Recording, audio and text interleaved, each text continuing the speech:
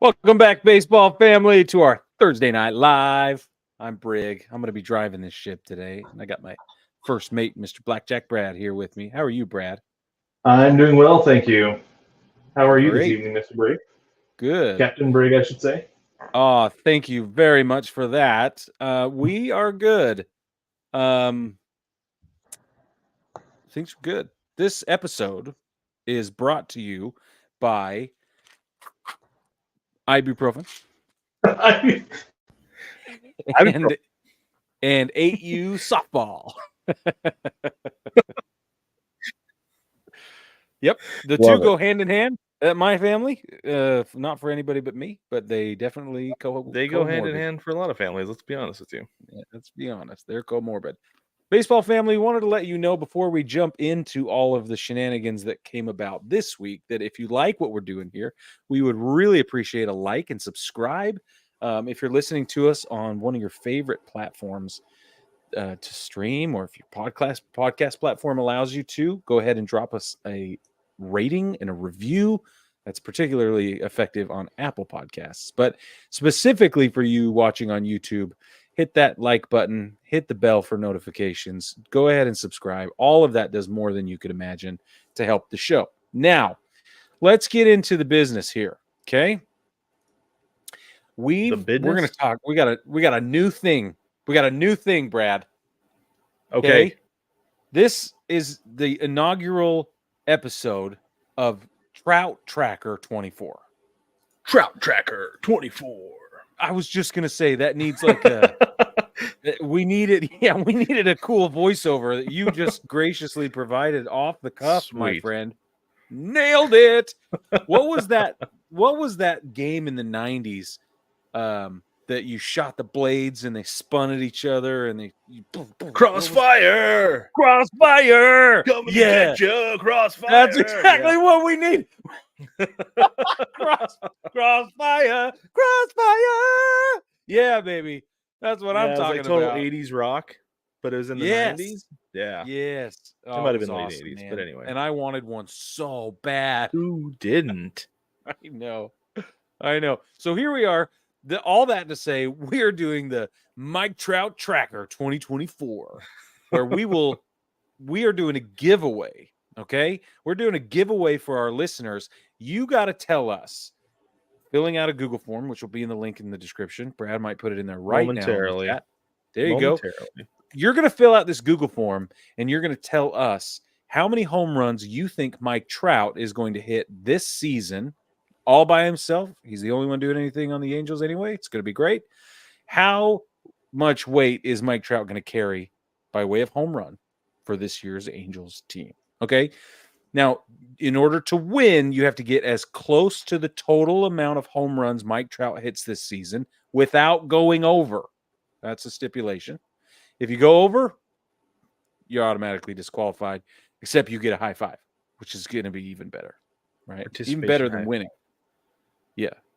So jump in there, do the Google form, and let us know. There's also an opportunity in there to, obviously, we're going to collect your email. We have to in order to let you know if you win. But if you want to subscribe to the newsletter, that's another way you can do it. We made it easy. Just say yes or no. Yes is better. The end. All right. Right. For sure. The reason we're tracking. Go ahead. There you go. Oh, I was going to say, Mike Trout leads MLB with 10 homers as of this afternoon, which puts him on pace for 64 dingers this year. Like I said, Brig said, we want to know how many you think he's going to end up with. And there are some stipulations with this contest, right? If he gets injured, we're going to pause the contest until he comes back. All entries must be in before Memorial Day. We don't want people at like the All-Star break being like, hey, we got a little bit of insider information here as far as pace of this far into the season. So we're going to cut it off at Memorial Day. That's May the 27th. If Trout is out for the season after that, then whatever his total was when he sustained that season-ending injury, knock on wood, maybe send up a little baseball prayer there, Brig, to make sure that doesn't happen, because we would hate to see that happen. That will be his season total. So if you want to go prices right on this, that's fine. That's just fine. But closest to the pin without going over, we're going to play this little game this season, see how it goes, and the winner will get a T-shirt. Oh, yeah. Very excited. All expense paid T-shirt. All expenses paid. All inclusive, like they say. From yours truly. That's right. Please pluralize yours truly. Huh. Anyway, let's move right along past that. I think it's yours. Yours is anyway. Anywho, Scherzer is the next topic of discussion, Brad, because what we need to do, he says, is rank the umpires, and basically, he's right. I don't think he's 100% right on this. This is not a crazy proposition. This is exactly the right answer. So, here's what he says. He says, quote, "For me, how I conceptualize how the electronic strike zone should be is we need to rank umpires." This is what he told reporters, okay? Quote, "Let the electronic strike zone rank the umpires.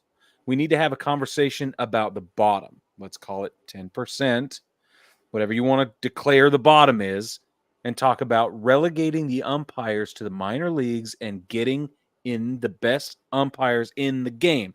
That way, the umpires are going against themselves." End quote.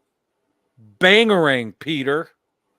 It is. Yeah, that is an absolute bangerang, first off. Second, I talked about this earlier this week, I think, when I was by myself, because I heard on Foul Territory last week, and this is just me reiterating this, that the reason we don't see that happen is because part of their collective bargaining agreement is that they cannot be demoted or fired unless they do something illegal.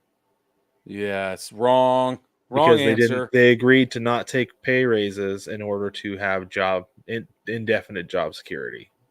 So that's a problem that needs to be addressed. And I think that as they address that, this is the solution. And I think a lot of umpires who take their job seriously, Pablo, let me know if you get that reference.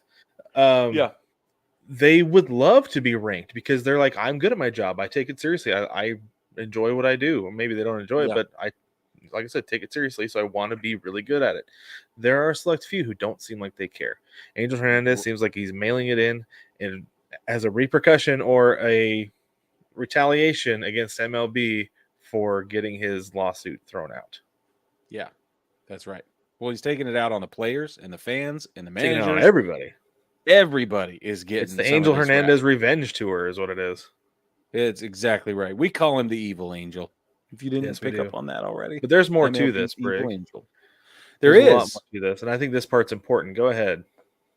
So this part's important when he says, when I'm out there pitching, this is again Max Scherzer, when I'm out there pitching, if you told me I had the 10th best umpire or the 75th best umpire, you don't really notice too much between them because they're really good at their jobs.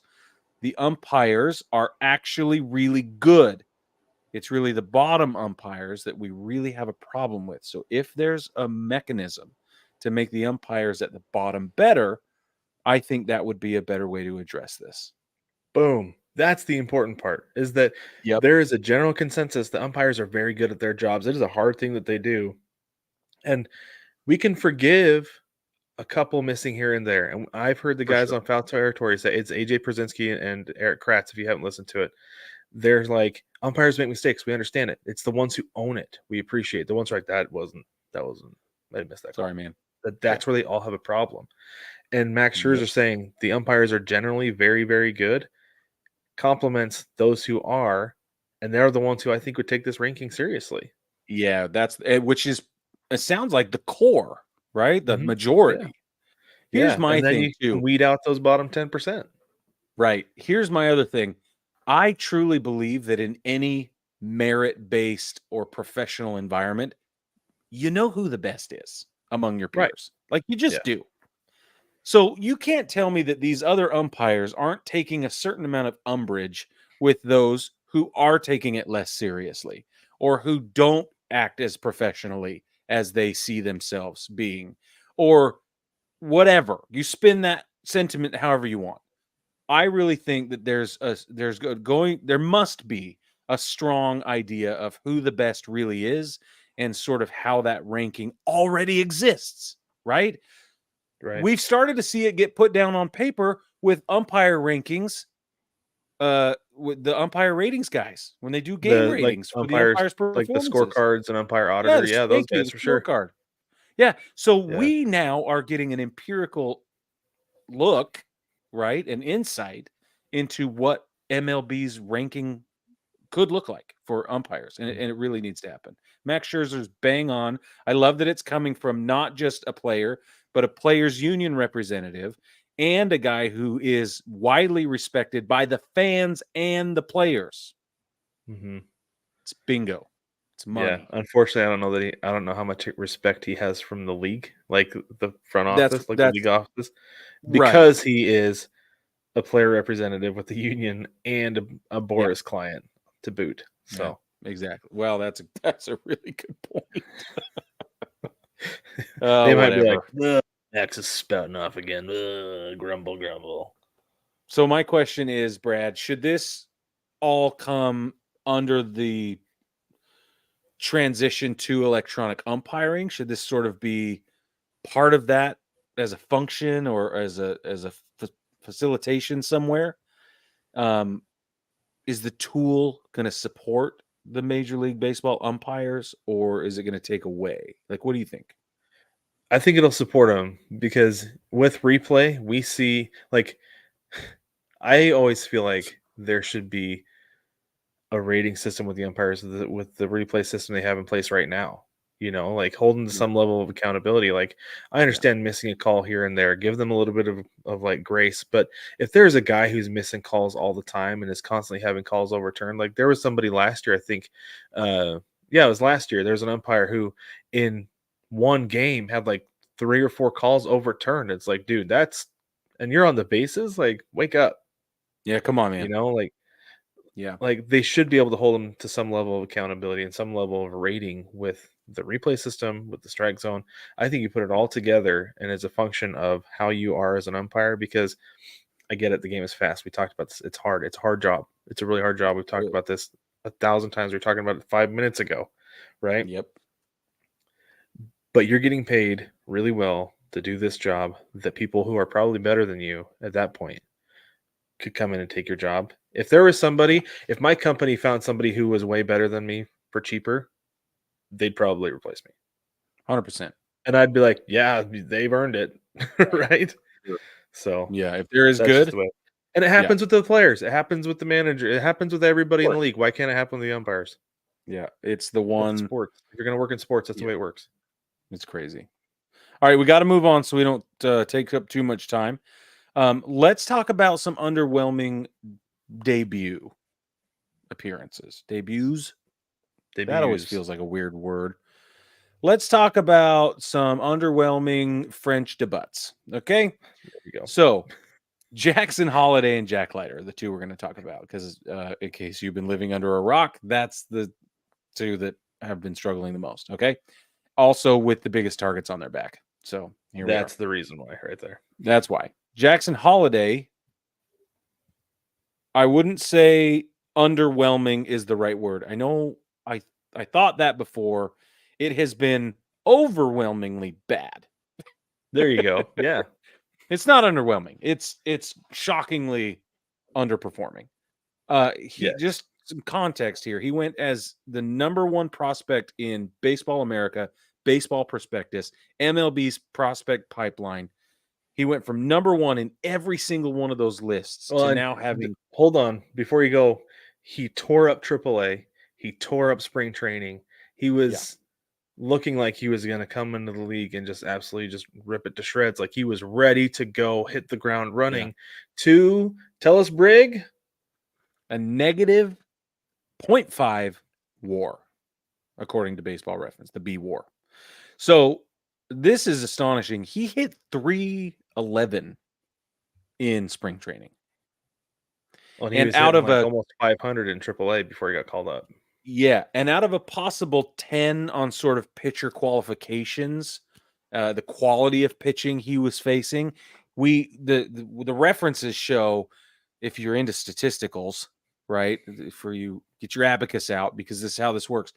Pitcher quality in spring training alone was at a 7.9 out of 10. So pretty good pitching, right? Anything at the 8 below is AAA. Anything in the 9 to 10 range is considered major league. So 7.9. Okay. I think that's relevant because now he gets to the major leagues and he's seeing nothing but big league speed and nothing but big league movement. And now in 10 games and 36 plate appearances, his batting average is a 0.59. A 0.59. He's barely batting his age. Like a lot of times they ask, like, you batting your weight? Yeah, batting my weight. Well, all right, you'll get there. He's barely batting his age. Yeah, I think his shoe size bigger than that. He's probably 5'9" tall. Let me look. Close. But so not only that, but he's got a 170 OPS. He struck out 18 times. And to me, that's the hard part is like you can get up there and have competitive at bats and you can put the ball in play. And it's like, man, it's just not falling for me, right? Because a lot of times if it's just not falling, eventually it will. Because they just call it being unlucky, right? Because you got to be lucky in baseball to get hit sometimes. Yeah. And if it's just not falling, you're just unlucky, and eventually it will. He's not even putting the ball in play. He struck out in half of his plate appearances, has two total bases, 2 singles during this time. Like it's hard. Like it's just crazy to see the jump from AAA to the big leagues. How incredibly vast it is. That this happened with Jared Kelenic. Like I always come back to Jared Kelenic when we talk about guys struggling. Yeah. Because he was shredding AAA, shredding it. And everybody was like, why is he not up?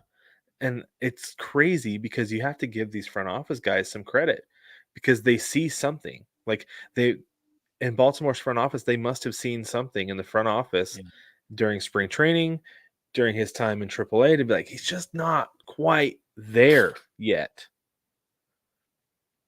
Right? That they saw something we didn't, but he was putting up the numbers where it's like, but we can't really keep him down much longer. You can't. Yeah, you can't. Now, let's not forget, he is 8 years younger than the Major League Baseball average age. Just an average. He's 8 years younger than the average guy on the field. He's 20 years old, and he's only halfway to being 21 years old. Bro. So that's the thing to think about. Keep that in mind. He's still really young. He's got a year and a half of minor league baseball under his belt is all. Right. Only a year and a half. And listen, that's where it gets interesting because he went on The Athletic, was interviewed by The Athletic, and he said, quote, obviously I wasn't expecting this. I knew what I was getting myself into. It's the best of the best of the best for a reason. I guess I haven't had a challenge yet. And this is the first one. So it's obviously challenging, but I feel like I'm handling it the best I can. Is that a huge slap in the face? Is that carrying a big stick and walking tall? Is it appropriately placed confidence? I think it's appropriately placed confidence because he knows what the big leagues are like. He grew up in a big league clubhouse, right? His dad was a big leaguer forever, 7-time All-Star. Yeah, and so this is one of the things is that Trevor May talked about this with Anthony Rendon. He's like, some guys have the talent just to get to the big leagues. They have the talent to get there. Some guys have the talent, natural talent, to stay there. Not everybody does. And when he said that, I was like, oh my gosh, that's like, I had the talent to get to high school baseball. But because I hadn't had to work to that point, I didn't know what to do to get better. Right. And the thing that helps guys stick in the big leagues, if they have the talent to get there, but not the talent to stick, the difference is the guys who figure out how to work and how to improve, how to stick there, right? Yeah. Because everybody's got to do something to stick there. And for everybody, it's a different level of work. Some guys work harder than others to stick. Some guys just have to do a little bit to stick. Well, and I don't think we're sitting here questioning Jackson Holliday's work ethic or his ability to work through adversity. But I think what we're saying is he hasn't had to work maybe this hard or this small, right? Because I think when you get to this level, you have to own every inch of everything, right? Mm-hmm. And so you're like, I'm a professional. I want to be elite, which means you have to own every square inch of whatever it is you're doing. And maybe he hasn't gotten into the weeds like that yet. Right. Exactly. Right. That's what I was going to say is that some guys, maybe there were guys who had the talent to get to college, and that's where they learned how to work. And so they've taken that work ethic through to the big leagues, and that's what they're using. Jackson Holiday has not had to use that level of work ethic yet. So he's gonna figure it out. I'm not, like you said, not saying he's not a hard worker. He just hasn't had to learn how to do it yet. He's gonna learn how to do it. He's got a dad who can absolutely teach him. He's got a great organization there with him who can teach him how to do it. He'll figure it out. He's got the talent. Obviously, he knows how to work because he's gotten to this point, right? So he'll take it to the next level. He'll get back off the bench and he'll stick. Not worried about it. I guarantee you. Unless barring some wild something, which we're gonna hope never happens, I guarantee you he comes back and is not a first round bust like we've seen so many times. It's not gonna happen. No, he's not gonna be a bust. No chance. Let's talk about Jack Leiter really quick, and then we'll get into the national TV broadcasts for the weekend. Jack Leiter made one start. He's also the son of a very prominent baseball personality. Jack Leiter made one start, lasted 3 2/3 innings, gave up 8 hits, 7 earned runs, 3 walks. He had 3 strikeouts. So, I mean, he's got that going for him, which is nice. He gave up 4 runs in the second, 3 runs in the fourth, and that was just enough to surrender the lead. And then he came out. The end. Yeah. Not just of your day, but go back to AAA and let's rework some things. Yeah, I was shocked that at that point they were like, we've seen enough. But again, it might be one of those things where the front office has more information or knows what to do with the information better than we do to see him and be like, he needs to go back down and work on some stuff. Yeah, for sure. Maybe mechanically, mentally, I don't know what. But yeah, they sent him back down to Round Rock. And who knows how long he'll be there for. I don't know. We'll see. Baseball family, if you like what we're doing here, another way you can support the show is to go to Patreon. Search Baseball Together and check out the 5 tiers of support that we have. $1, $5, $10, $15, and a whopping $500 will get you all kinds of perks and benefits. But specifically, everybody who signs up is going to get a sticker, and you're going to get an episode edition, right? You're going to get a version of the episode that is not what everybody else gets to see. And it's all the behind the scenes stuff, which is really fun. We call it the bullpen cut, and everybody has access to it who is a patron. So for those of you who are, thank you. Could not do this without you. We appreciate you so much. That's right. All right, Brad, tell us about Friday's games.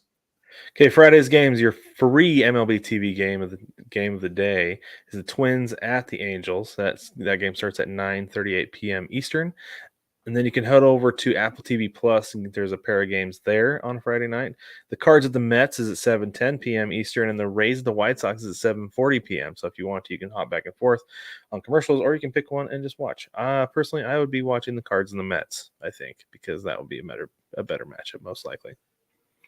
And on ESPN, thank goodness, because it's the only game of this series I'm going to get to watch all weekend long. Got the D-backs of the Mariners at 9:40 p.m. Aren't you lucky with all the blackouts? So lucky that I even get. Oh, I get 2. Oh my gosh, Brig!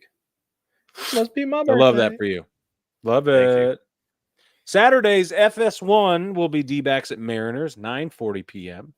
Then on Fox at 4:05 p.m. you can watch either the Cards at the Mets or the Reds at the Rangers, depending on your region / blackout / possibly preferences. And then MLB TV's free game of the day for Saturday will have Cleveland's baseball club in Atlanta at 7:20 p.m. Sunday, good one. MLB TV's free game. Yep, MLB TV's free game. Again, the Cards and Mets. That's going to be on all weekend for you. You can watch that everywhere, all weekend. Cards and Mets. That game's at 1:40. I'm curious why that's like the highlighted series of the weekend, because I don't know. It's interesting. And then the Cards ESPN. Well, so bro. Are these ESPN Plus? These top ones here, Brig? Are these all ESPN Plus games? No. Oh, they're all on ESPN? That's what they should be all on ESPN. That's what I read. Fascinating. That's a lot of baseball on ESPN when they have not the done same thought. Past. So A's at Orioles Hopefully at 1:35 p.m. And then you've got the Astros at the Rockies at 4:05 p.m. Oh, that's because the Astros-Rockies game, that one is part of the Mexico City series. So there it is. That will be fascinating to watch because those are a couple teams that should be hitting home runs, you would think. But anyway, then the Sunday night game is the Cubs at the Red Sox. That game, as always, is a 7:10 p.m. Right.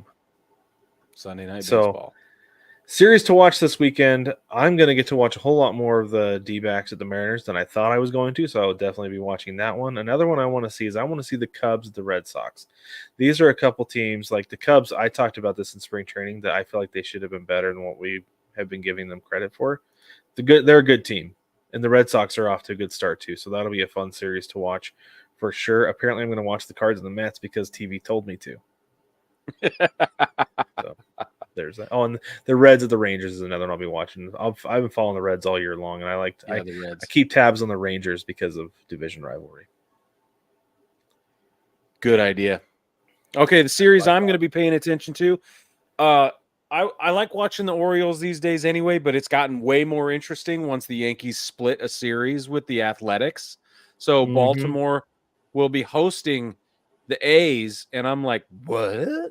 Like the pitching coming out of Oakland this week was just bananas. It was crazy. So, yeah, Blackburn, Sears just chewed us to pieces. Still can't figure out why. Still an angry person. It's going to be all right. So I'll be interested in the Orioles Athletics series. Obviously, I will be watching the Yankees play the Brewers. That should be very interesting as well, given what happened with Oakland. So that's cool. The Brewers, we did not see this coming. No. Not even a little bit. Lose their manager, lose a bunch of key players, and they're doing this. Yeah, I don't get it. I don't get it. I don't understand it. Yeah, for those of you not tracking, they are in first place in the Central by a full game over the Cubs. So, I don't know, man. I don't know how they're doing it, but I guess they just know what they're doing up there. Yeah. The Angels, I'll be doing the Trout Tracker 24. So I'll be watching the Angels Twins. Are we eligible for this contest, Brig? No, okay. We can't be eligible. Not that I need a T-shirt. It would just keep anybody from winning if we were right.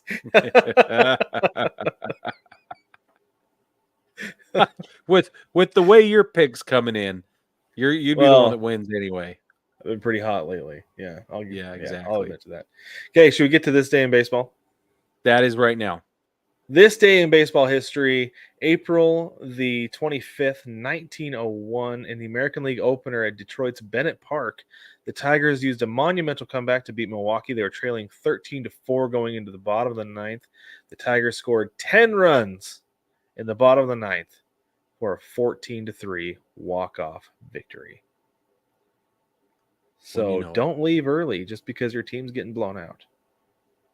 You never know. You know how many times I've seen that? You never know. It happens all the time. It's bananas. It's crazy. That's why we love baseball. You gotta get all 27 outs. You have to, man, and there's never an easy one. No. It might look easy, but that's the thing that's crazy is I was watching the Mariners today during the day, and I was just like, you would think with a guy like Luis Castillo on the mound, there would be easy outs, but there were no easy outs in that game against the Rangers. Every time they hit the ball, it was just like, ugh. Okay, please stay on the ground or please land in somebody's glove. So, listen, I totally get it because the Yankees just had that exact same experience with the A's. A's are better they're a lot better this year, man. I know, but they shouldn't be. You're right. But I don't know. They have a lot of talent. And Rooker's back up, and I don't know. Ruiz is back. I don't know. Langoliers is going to be an all-star somewhere. I don't know if it's going to be in Vegas or Sacramento or wherever the A's are in the next 3 to 4 years. That dude's going to be an all-star. He is a great catcher. He's the next Sean Murphy. I agree with you. Sean Murphy is exactly who I would say. Pedigree. Yes. Exactly right. He's so good. I have felt the same way. That's fascinating you said that because I have felt that way. All right, baseball family. Crazy. They don't have developed, and they just don't keep them around because they don't want to pay them. But anyway, go ahead, Brig. Sorry. That's ridiculous. Well, somebody pay Trevor Bauer. That's your daily reminder. Okay, put it up to somebody pay Trevor Bauer. All right, listen, baseball family, thank you so much for joining us.